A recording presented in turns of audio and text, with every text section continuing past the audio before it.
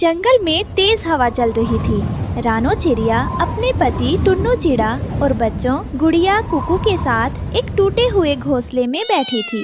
नीचे बिल्लू बिल्ला घात लगाए बैठा था। म्याऊ। रानो, आज तुम कहाँ भागोगी? मेरा पेट खाली है और तुम मेरा भोजन बनोगी। टुन्नू जी, हमें एक पल भी यहाँ नहीं रुकना चाहिए। ये दुष्ट बिल्ला ऊपर आ रहा है और आप तो जानते ही हैं कि ये कितना क्रूर है। हमें तुरंत यहाँ से उड़ना होगा, वरना ये न केवल हमें बल्कि हमारे प्यारे बच्चों गुड़िया और कुकू को भी खा जाएगा। जल्दी कीजिए। रानो और टुन्नू अपने बच्चों को लेकर उड़ गए। टुन्नू चिड़ा बहुत बीमार और कमजोर थे। वो ठीक से उड़ नहीं पा रहे थे। रानो, मेरे पंखों में अब जान नहीं बची। हमें कहीं छिपना होगा। पिताजी, मुझे डर लग रहा है। क्या हम कभी अपना घर में ही बना पाएंगे?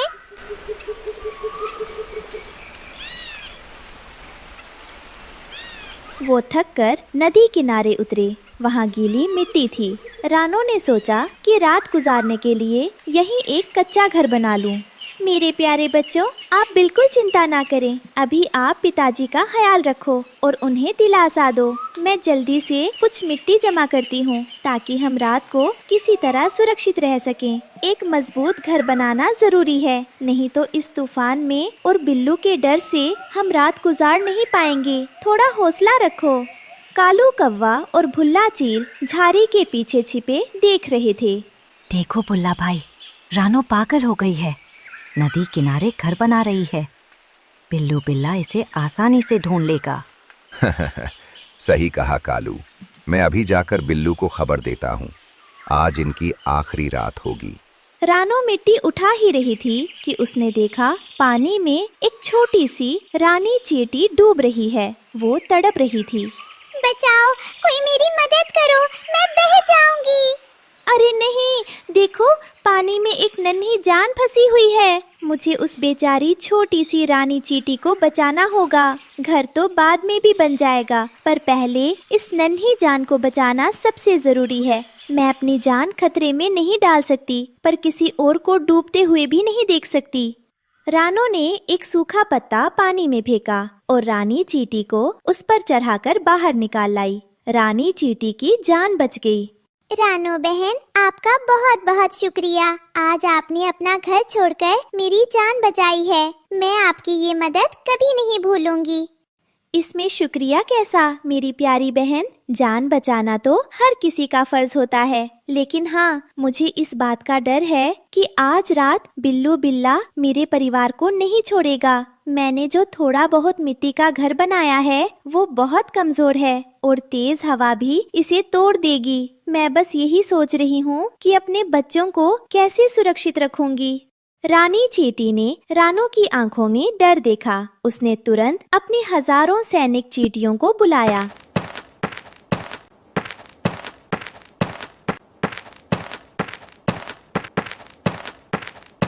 मेरी सेना, रानो बहन ने मेरी जान बचाई है। आज हम इनके लिए ऐसा घर बनाएंगे जिसे कोई बिल्ला या चील नहीं तोड़ पाएगा। हम अपनी विशेष लाल मिट्टी का इस्तेमाल करेंगे।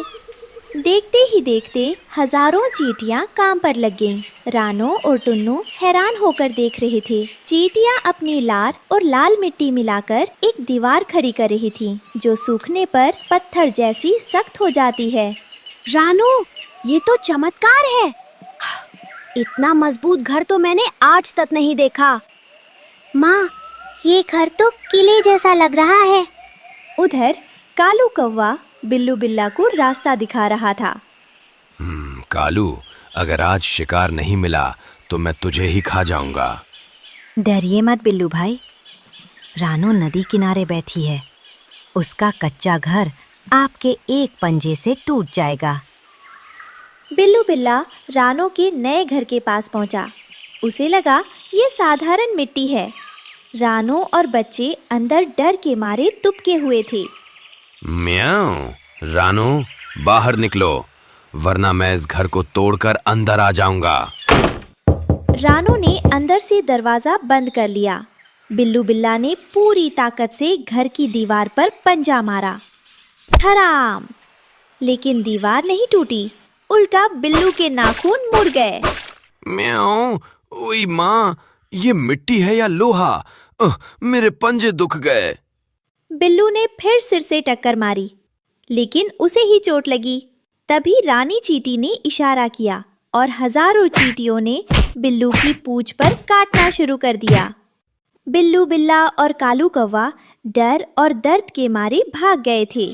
सुबह का सूरज निकला। रानों का परिवार सुरक्षित था। रानी बहन, आज आपके छोटे से आकार ने वो कर दिखाया जो बड़े बड़े जानवर नहीं कर पाए। आपने हमें नया जीवन दिया है। रानो बहन, मुसीबत में जो काम आए वही असली दोस्त है। आपका ये मिट्टी का किला हमेशा आपकी रक्षा करेगा। रानो, टुन्नू और उनके बच्चे अब अपने अभेद्य किले में खुशी से रहने लगे। बिल्लू बिल्ला, जिसका मुंह और पंजे सूज गए थे, गुस्से में कालू कौवा को ढूंढ रहा था। कालू एक चट्टान के पीछे छिपा कांप रहा था। कालू, बाहर निकलो। तुमने मुझसे झूठ बोला था। तुमने कहा था कि वो घर मिट्टी का है, लेकिन वो तो लोहे से भी ज्यादा सख्त था। तुम्हारे कारण आज मेरी ये हालत हुई है। माफ कर दीजिए बिल्लू भाई, मुझे नहीं पता था कि उन छोटी चींटियों में इतना जादू है।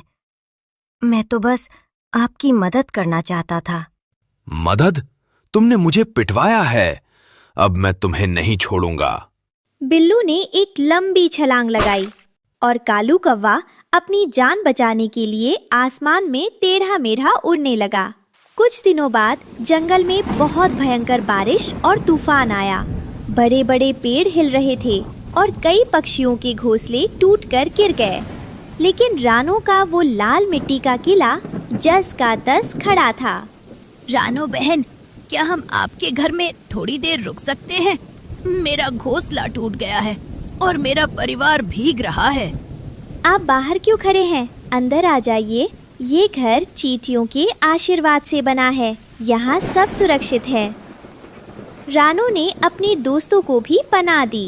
अंदर गुड़िया और कुकू गरम और सूखे थे। देखा रानो, एक छोटे से नेक काम ने आज हमें और हमारे दोस्तों को इस तूफान से बचा लिया।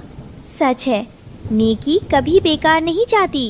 इस कहानी से हमें सीख मिलती है कि किसी को छोटा समझकर कमजोर नहीं समझना चाहिए। जंगल के किनारे एक पुरानी इंसानी फैक्ट्री थी। अब खंडहर बन चुकी थी। वहाँ एक पास में नदी थी। नदी के पानी में एक नीला ड्रम बहता हुआ जा रहा था। सुन राजू, ये फैक्ट्री बंद हुए कितना टाइम हो गया? 3 साल, पर लोग अब भी कहते हैं यहाँ रात में कुछ चलता है। अरे वो तो सब अफवाह है, पर हाँ, एक चीज अजीब है। क्या? हर साल बारिश के मौसम में उस नदी से एक ड्रम बहकर निकलता है। वही नीला ड्रम मैंने 2 बार देखा है। रात में अपने आप आवाज करता है, ढन ढन ढन। मतलब कोई अंदर है? कौन जाने, पर जिसने भी उसे पकड़ने की कोशिश की, अगले दिन वो। दोस्तों, ये रहे हमारी आज की वीडियो के प्यारे सब्सक्राइबर्स और फॉलोअर्स के नाम। रिया, आदिल, अनमोल, अक्षु, अहम मौर्य। जो नहीं चुने गए, चिंता मत करो, अगली बार तुम भी बन सकते हो जंगल के सुपरस्टार। दोस्तों, अगर आप भी चाहते हैं मैं आपका नाम अपनी कहानी में लूं, तो देर किस बात की, जल्दी से कमेंट करके अपना नाम हमें भेजें। कौन जाने, पर जिसने भी उसे पकड़ने की कोशिश की, अगले दिन वो फैक्ट्री छोड़ गया। कोई नहीं ठहरता यहाँ ज्यादा दिन। दिन बीतते गए, बारिश शुरू हुई और वही ड्रम एक दिन जंगल के बहते पानी में बहकर रानो चिड़िया के इलाके तक पहुंच गया। ठंडी हवाएं और बिजली की गरज से पूरा आसमान कांप रहा था और रानो चिड़िया का पुराना घोंसला टपक रहा था। अरे ओ बच्चों, कोने में बैठो वरना भीग जाओगे। ओ भगवान, ये घर अब नहीं टिकेगा। माँ, ठंड लग रही है, मुझे डर लग रहा है। अगली सुबह जब बारिश थोड़ी थमी, रानो भोजन की तलाश में उड़ी। तभी उसे झाड़ियों के बीच एक नीला ड्रम दिखा। अरे वाह, ये तो किसी इंसान का छोड़ा हुआ ड्रम है। अगर इसे साफ कर लूं तो शायद ये घर बन सकता है। रानो ने अपने नन्हे पंखों से ड्रम के अंदर सूखी घास और पत्तियां बिछाईं और ऊपर पत्तों से छत बना दी।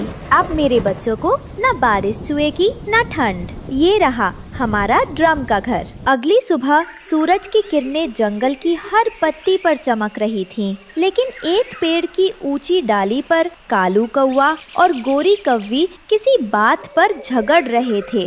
गोरी, देखा तूने? वो रानो चिड़िया अब ड्रम में रहती है। क्या ठाठ है उसके। हाँ, और तू देख, हर कोई अब उसे ड्रम वाली रानो बुला रहा है। हम इतने साल से पेड़ों पर रह रहे हैं और वो गरीब चिड़िया अचानक अमीर बन गई। तो क्यों ना उस ड्रम को हमारा बना लिया जाए। वही तो सोच रहा हूँ। आज रात हम चलते हैं, देखेंगे ये ड्रम घर किस चीज का बना है। दोनों ने एक खतरनाक योजना बना ली, रानो को डरा कर भगाने की। रात का सन्नाटा था, बादलों की गड़गड़ाहट और झींगुरों की आवाजें गूंज रही थीं। ड्रम के घर में रानो और उसके बच्चे सो रहे थे। कालू, ध्यान रखना, आवाज मत करना। बस थोड़ा डराना है, फिर ये भाग जाएगी। वह ड्रम पर अपनी चोंच से ठक ठक करता है। कौन है बाहर? मैं हूँ ड्रम का भूत जो यहाँ रहता है। माँ, भूत! ड्रम की गूंज से आवाज और भी डरावनी लग रही थी, लेकिन रानो ने हिम्मत नहीं हारी। रात में डराने आए हो? रुको, मैं पहचान गई तुम्हारी आवाज, कालू।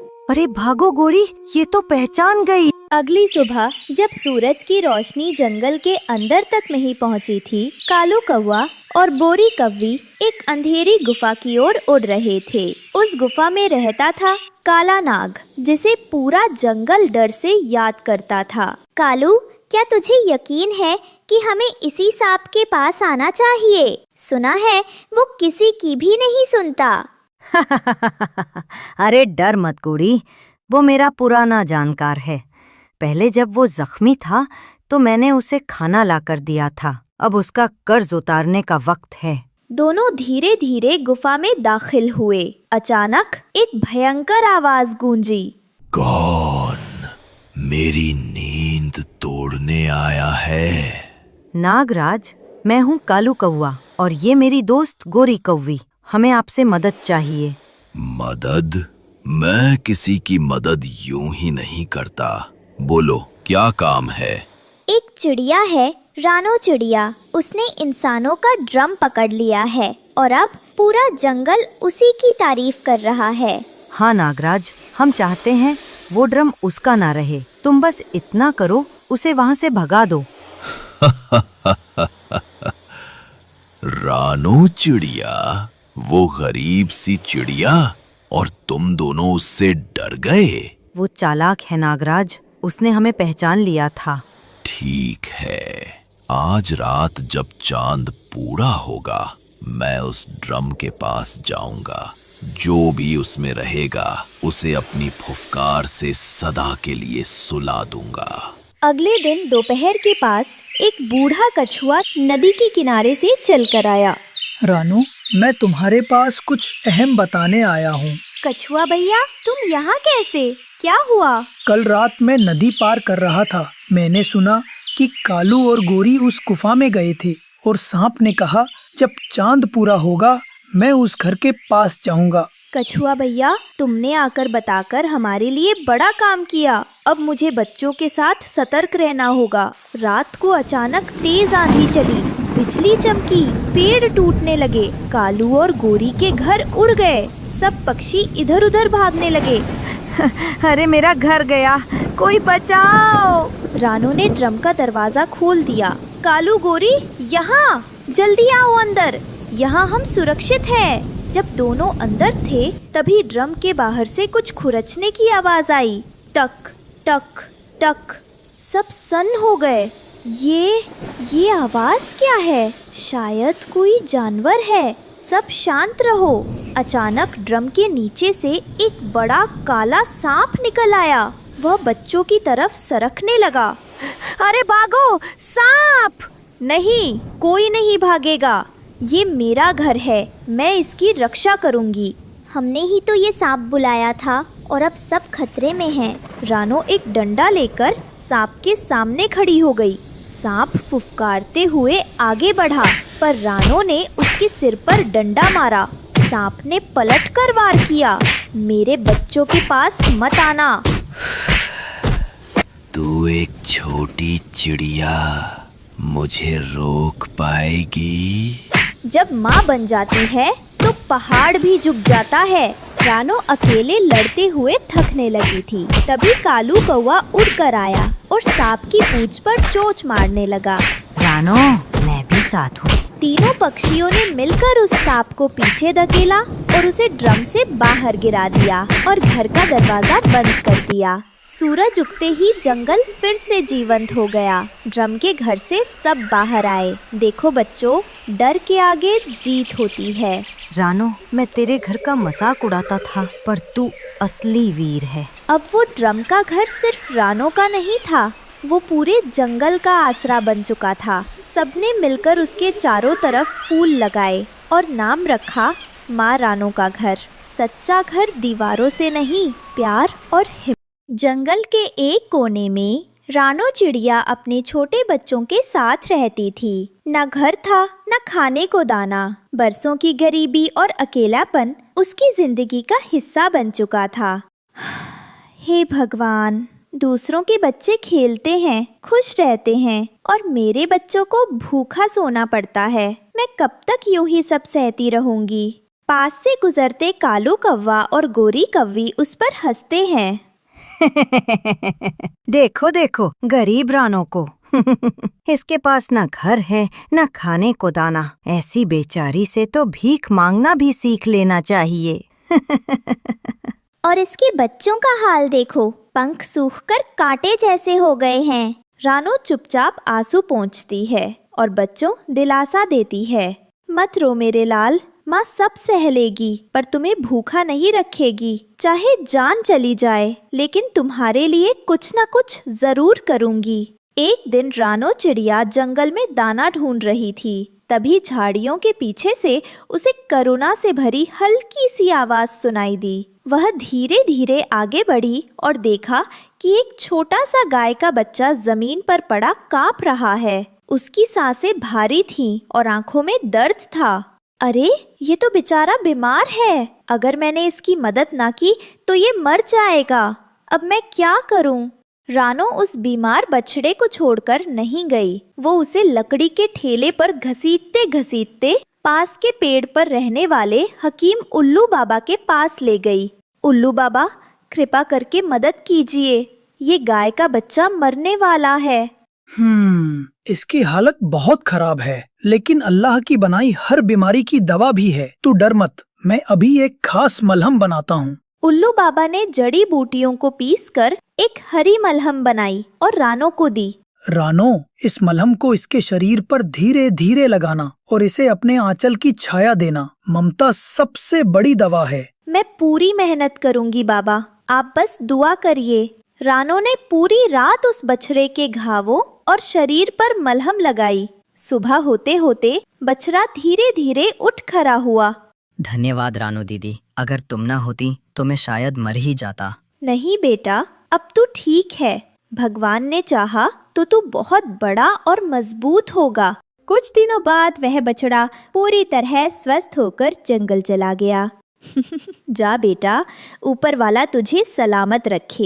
एक रात रानो फिर से उल्लू बाबा के पास गई। उल्लू बाबा, आपने जो मदद की उसका शुक्रिया। आपकी वजह से वो बच्चा ठीक हो गया।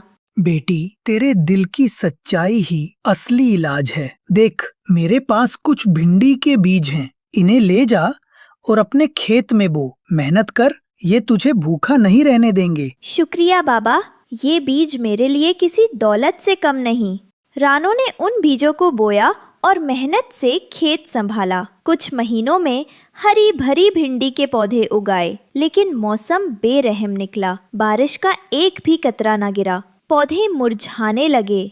हे ऊपर वाले, इतनी मेहनत के बाद भी अगर मेरी फसल सूख गई तो बच्चों को क्या खिलाऊंगी? उसी समय दूर से एक चमकदार रोशनी आई। रानो ने देखा कि वही बछड़ा जो कभी उसकी ममता से ठीक हुआ था, अब बड़ा और ताकतवर बैल बन चुका था। उसकी सींगों से सुनहरी रोशनी निकल रही थी। रानो, तूने कभी मुझे बचाया था, आज मैं तुझे बचाने आया हूँ। तेरी मेहनत और ममता का कर्ज मैं कभी नहीं भूल सकता। अरे तू वही बछड़ा है? ऊपर वाले ने तुझे इतना ताकतवर बना दिया? हाँ रानो, अब मेरी सींगों में जादुई शक्ति है, देख। सोनाबुल ने अपनी सुनहरी सींगें आकाश की ओर उठाईं। अचानक काले बादल घिराए और मूसलाधार बारिश शुरू हो गई। रानो की सूखी फसल हरी भरी हो उठी। मेरी मेहनत बच गई। सोनाबुल, तू मेरे लिए रहमत बनकर आया है।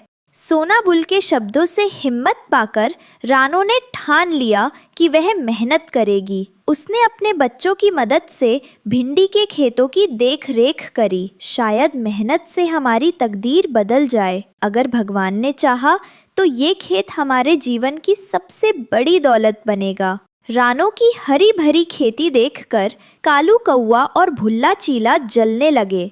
ये गरीब चिड़िया इतनी खुश कैसे हो सकती है? चलो इसकी खेती उजाड़ देते हैं।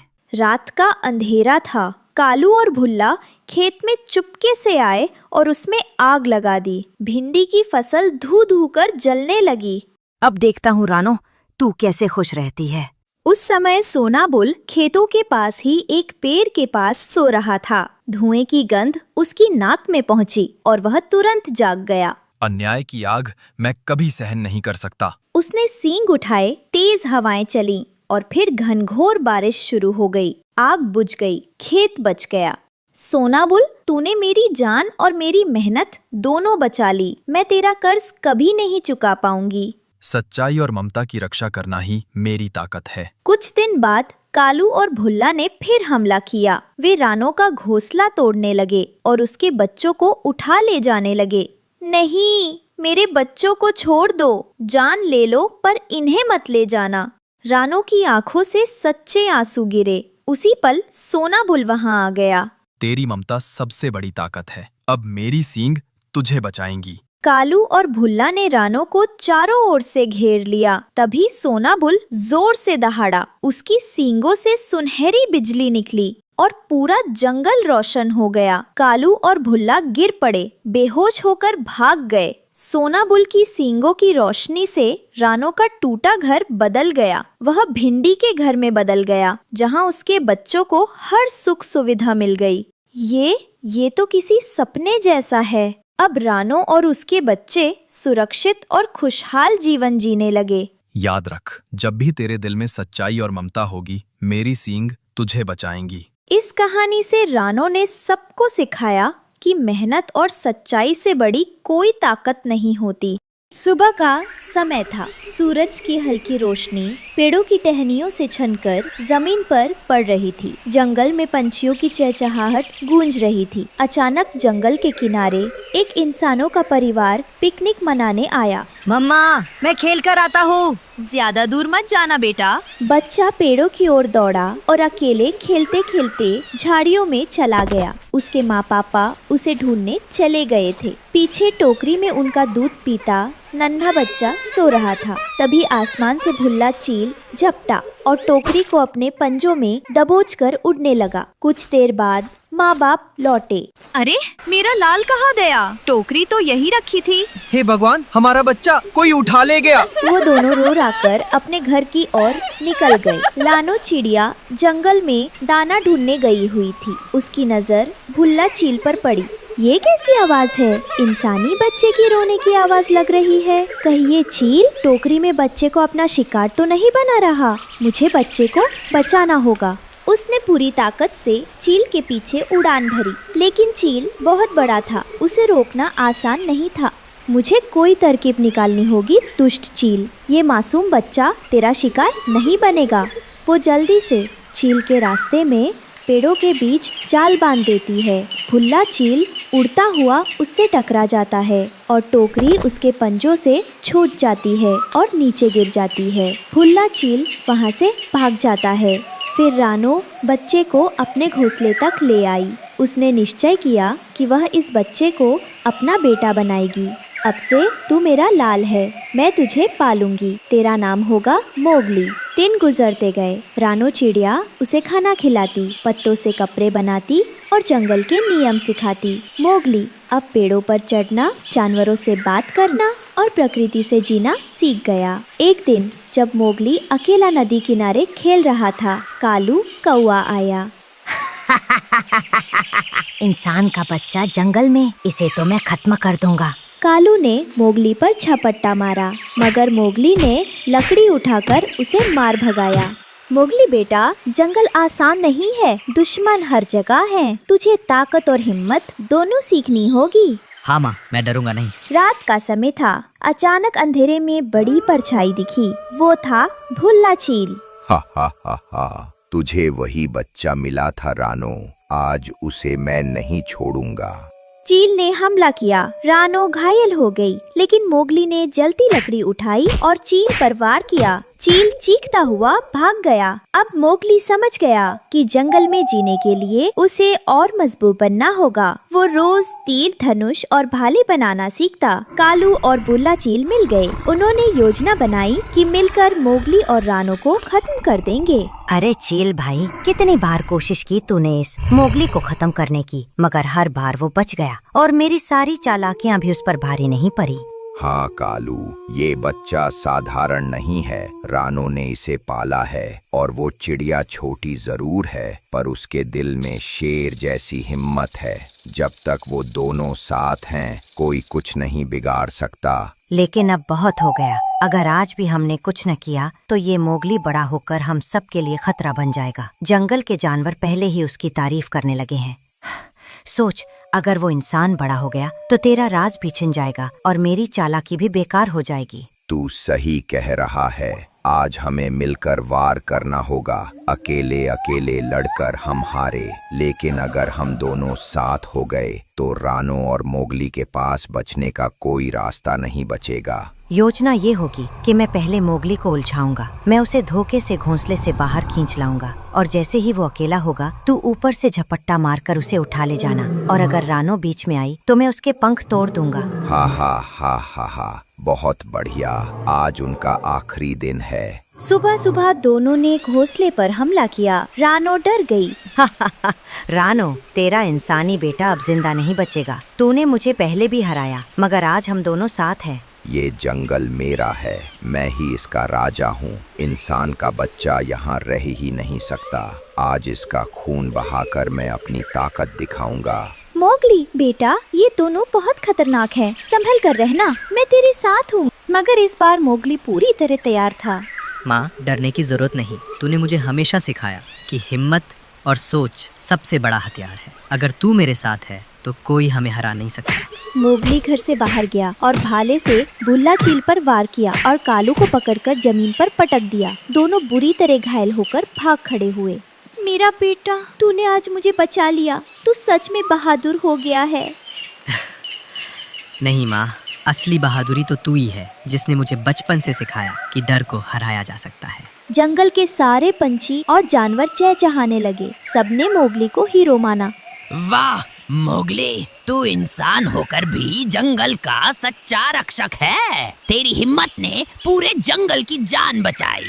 मोगली, हम सब तुझे अपना हीरो मानते हैं। हमें डरावने कालू और बुल्ला से मुक्त कराया।